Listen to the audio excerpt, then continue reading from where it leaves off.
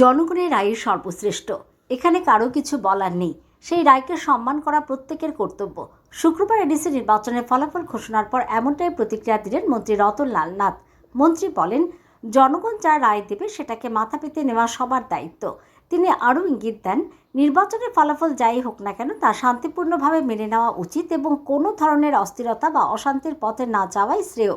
জনগণের রায় সর্বশ্রেষ্ঠ, এখানে কারো কিছু বলার নেই। জনগণ যা রায় দেবে তাকে মাথা পেতে নেওয়া সবার দায়িত্ব কর্তব্য।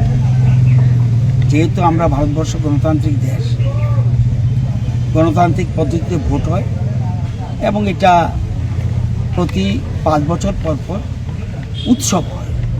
আমরা যেমন দুর্গাবছর প্রতি বছর করি, গণতন্ত্রের উৎসবটা হলো ভোট। এই ভোট যা রায় দেয় তাকে আমরা যারা রাজনীতি করি তাদের মাথা পেতে নেওয়া উচিত। তো আমি ভোটের আগেই বলেছি,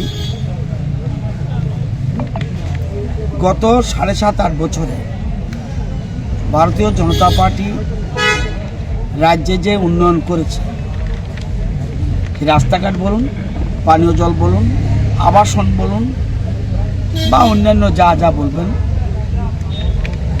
যদি উন্নয়নের নিরিখে ভোট দেয় তাহলে বিজেপিকে ভোট দিতে হবে। আমাকে বলুন, বিজেপি ছাড়া এই রাজ্যে কেউ কি উন্নয়ন করেছে? বলতে হবে আমাকে। আমার মতে না।